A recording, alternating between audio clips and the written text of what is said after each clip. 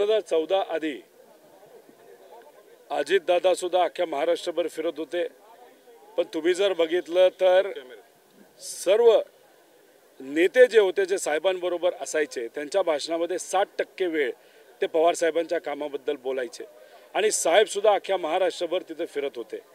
आणि त्यावेळेस सरकार आल्यानंतर या सर्व नेत्यांना पदं मिळाली।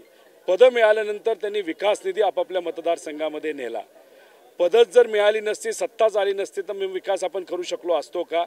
त्याच्याच बरोबर महाविकास आघाडी सरकार जेव्हा या महाराष्ट्रामध्ये आलं त्याच्यामध्ये पुढाकार साहेबांनी घेतला, उद्धव ठाकरे साहेबांनी घेतला आणि काँग्रेसनी घेतला।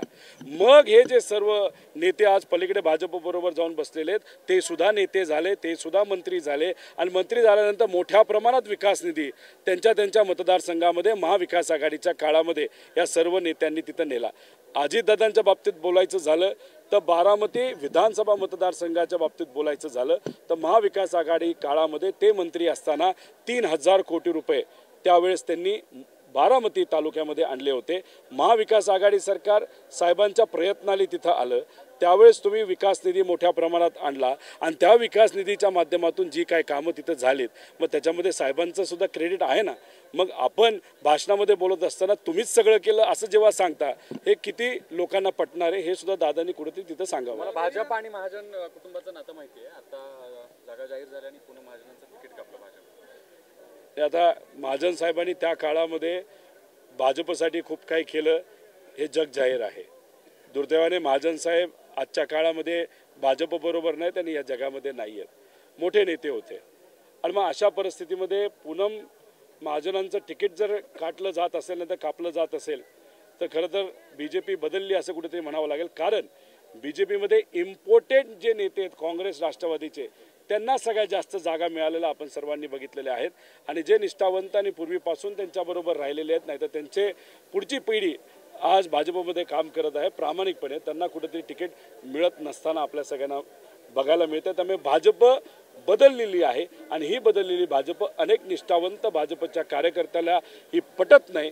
आणि खास करून तुम्ही बारामती लोकसभा मतदारसंघाच्या बाबतीत बोलायचं झालं तर खडकवासला असेल, हवेली भाग असेल, तिथं असणारे जे भाजपचे निष्ठावंत कार्यकर्ते आहेत ते आज भाजप बरोबर दिसत नाही असं कुठेतरी जाणीव आम्हा सगळ्यांना तिथं झालेली आहे। रवी राणाच्या सभेबाबत तुम्ही जो फोटो व्हिडिओ ट्विट केलेला होता त्यावरती रवी राणांनी स्पष्टीकरण दिलंय की मोबदला जो आहे तो पाणी देण्यासाठी आलेल्या महिलांचा होता, सभेमध्ये आलेल्या लोकांना पाणी द्यायचं की नाही, रोहित पवारांचा अभ्यास कमी आहे। माझ्याकडे जो व्हिडिओ आला ज्यांनी पाठवला तो मी व्हिडिओ तिथं टाकला।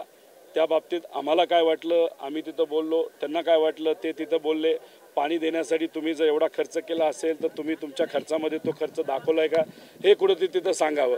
आणि हे बघा तुम्ही आज कितीही काय बोलला तरी तो पैसा कशासाठी होता हे जग जाहीर आहे आणि मग जग जाहीर असताना तुम्ही कितीही पांघरून टाकण्याचा प्रयत्न केला तरी लोक एवढी खुळी नाहीत। लोकांना माहिती आहे भाजपच्या काळामध्ये भाजपचे सर्व नेते आज काय करत आहेत, विकासाच्या बाबतीत कमिशन घेतच आहेत पण या तिथं सभेला कोणी येत नसतं, येत नसल्यामुळे 500-700 रुपये दिले जातात आणि त्या 700 रुपयेमध्ये सुद्धा 400 रुपये कमिशन, त्यांचे काही लाभार्थी नाही तर मलिदा गँग खाते हे बघितल्यानंतर अनेक लोकांना आश्चर्य वाटणार नाही। 29 तारखेला सभा होणार आहे मोदींची, त्यात बारामतीच्या उमेदवार सुनेत्रा पवारांसाठी ते भाषण करणार। बारामती लोकसभा मतदारसंघामध्ये ती सभा होतीये का? नाही होत। ती का होत नाही? कारण का भाजपचे एक सर्वे करण्याची एक विशिष्ट पद्धत असते, जिथं कुठं त्यांना अवघड सीट वाटतात तिथं मोदी साहेबांची सभा दिली जात नाही, नाहीतर सगळ्यांसाठी आता ते काही सांगतील ना घेतात एका ठिकाणी, मग त्याच्यापेक्षा एक काम करावं अख्ख्या महाराष्ट्रासाठी फक्त पुण्यामध्ये मध्य ठिकाणी ना मग तिथं एक सभा घ्या। घेतायत का? तसं नाही घेत। मग आता इथं ते जर एका बाजूला सभा घेत असतील त्याच्या मागे एक कारण असतं, सर्वे असतो। सर्वेमध्ये जिथं कुठं त्यांचे सीट अवघड आहेत नाही तर निवडून येणार नाहीत नाही तर पक्का माहिती आहे की तिथं त्यांचे सीट हारणार आहेत तिथं ते सभा घेत नाहीत। कारण मोदी साहेबांचं ट्रॅक रेकॉर्ड काढलं जातं, स्ट्राईक रेट काढला जातो आणि जर तिथं खूप साऱ्या सभा घेतल्या आणि तिथं स्ट्राईक रेट जर त्यांचा कमी पडला तर त्यांचं नाव कुठेतरी खराब होईल। त्यामुळे असे जे काही ठिकाण आहेत तिथं ते सभा घेत नाहीत।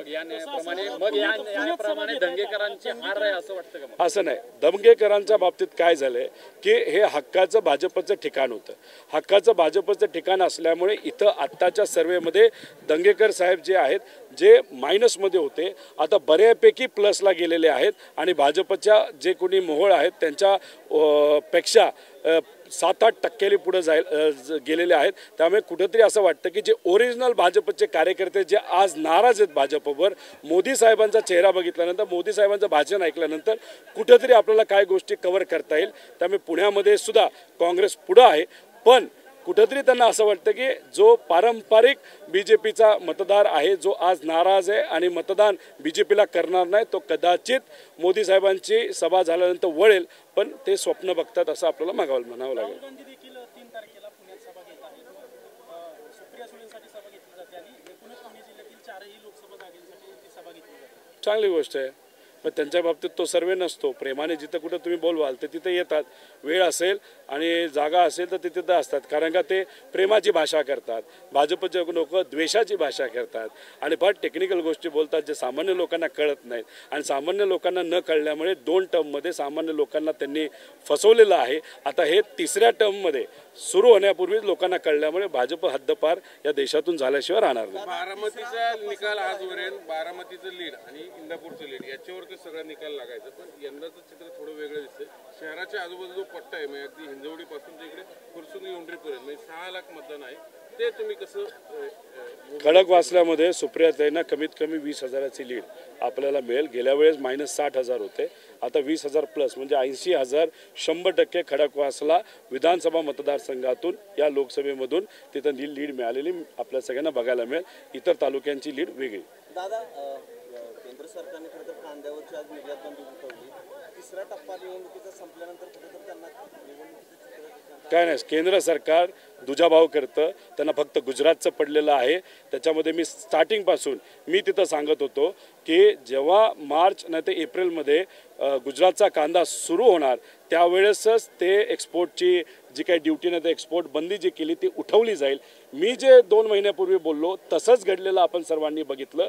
पण ते घडल्यानंतर जेव्हा महाराष्ट्रातल्या शेतकऱ्याला आणि साऊथच्या कर्नाटकाच्या त्या भागातल्या शेतकऱ्याला हे कळलं आणि तिथून जी नाराजगी मोठ्या प्रमाणात भाजपच्या विरोधात वाढायला लागली, त्यानंतर जे सरकार फक्त गुजरातचा विचार करत होतं, मग कुठंतरी नाइलाज झाला म्हणून सगळीच त्यांनी बंदी उठवलेली आहे. पण याच्यामुळे महाराष्ट्राच्या शेतकऱ्याचा 5,000 कोटीचं नुकसान हे झालेलं आहे. राज्य सरकारने कुठेतरी सांगावं हे 5,000 कोटीचं नुकसान झाले ते आम्ही भरून काढू. त्यामुळे या बीजेपीच्या सरकारला फक्त कोणाचं पडलंय तर गुजरातचं पडलेलं आहे. विकासाच्या बाबतीत तसंच, शेतकऱ्याच्या बाबतीत तसंच. महाराष्ट्राचा शेतकरी सामान्य व्यक्ती नाही तर बेरोजगार मेला तरी चालेल, पण गुजरातचा जगला पाहिजे हेच भाजपचं धोरण जे आम्हाला पटत नाही. म्हणून महाराष्ट्रामध्ये कमीत कमी 35 जागा महाविकास आघाडीच्या लोकसभेच्या निवडून आलेल्या आपल्या सगळ्यांना बघायला मिळतं. तुम्ही सांगताय सतत, पण असं कानावर येतं की अजित पवारांकडून थेट तुम्हाला धमकी दिली जाते. काही करता जाऊ द्या, काय ऐकायचं ऐकू द्या. आता ते धमकी असू द्या, जी काय आहे जी आम्ही ऐकली, जी आमच्यापर्यंत पोहोचली ती पोहोचलेली आहे.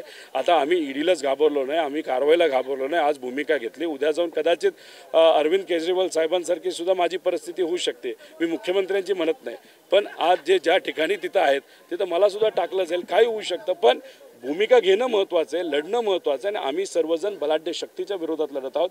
बारामती लोकसभा मतदारसंघामध्ये काही विश्लेषकांचा अंदाज ग्रामपंचायत सदस्य, त्याच्यानंतर पंचायत समिती सदस्य, नगरपरिषद नगरपंचायत सदस्य यांना ज्या पद्धतीने काही गोष्टी रसद पुरवली जाते, हा आकडा काय विश्लेषकांचा जर बघितला तर पलीकडच्या बाजूली म्हणजे अजितदादांच्या पक्षाच्या मलिदा गँगच्या बाजूली हा आकडा कुठेतरी 150 कोटीच्या आसपास जात आहे. आम्ही लोक, सामान्य कार्यकर्ते आणि पवार साहेबांनी केलेलं काम आणि निष्ठा याच्यावर कुठेतरी लढतोय. आता ही निष्ठेची लढाई, विचाराची लढाई आमच्या बाजूली आणि त्यांच्या बाजूली कुठेतरी अस्तित्वाची लढाई सुरू झालेली आहे. नाकारत नाहीये ही गोष्ट, पण कुठल्या स्वरूपाची धमकी अजित पवारांकडून दिली जाते? नाही, दादांनी डायरेक्ट कुठं धमकी दिली नाही. जे खरे ते खरे, जे काय असेल ते मी लोकसभा झाल्यानंतर बोलू. मोलासेसपासून इथेनॉल बनवण्यासाठी केंद्र सरकारने 2023 डिसेंबर महिन्यामध्ये बंदी घातली होती. मात्र आता नुकताच एक प्रस्ताव दिला, त्याला मंजुरी देण्यात आली आहे की मार्चपर्यंतचा जो साठा आहे त्याच्यावरनं त्याचा तुम्ही इथेनॉल बनवू शकता. याच्यामुळे साखर कारखान्यांना कितपत फायदा होईल आणि काय तुमची म्हणजे तुम्ही स्वागत करता काय निर्णय? आता हा निर्णय खरं तर आधीच व्हायला पाहिजे होता. यात काय वेगळं काय नसतं, कारण का जे काही तुम्ही बनवणार आहात ते बनणारच आहे, मोलासेस बनलंच होतं. उशिरा निर्णय घेतला, पण आता अधिकारी तिथं आहेत, तिथं कुठलाही मंत्री नाही. त्यामुळे मी सर्व अधिकाऱ्यांचं मनापासून आभार व्यक्त करतो की निर्णय घेतला, उशिरा का होईना निर्णय घेतला, त्याचं आम्ही सर्वजण स्वागत करतो. काल रेवती सुळे या ताईंच्या प्रचारासाठी उतरलेल्या होत्या. यावर रुपाली चाकणकर बोलताना असं म्हणायला होतं की अजून कोणी घरात राहिला असेल तर त्यांना सुद्धा प्रचारात उतरवा. ही वेळ नेमकी का आली याचा सुद्धा त्यांनी विचार केला. दुसऱ्या कुठल्या मोठ्या नेत्याने एखादं वक्तव्य केलं तर मी त्याचं उत्तर देईल.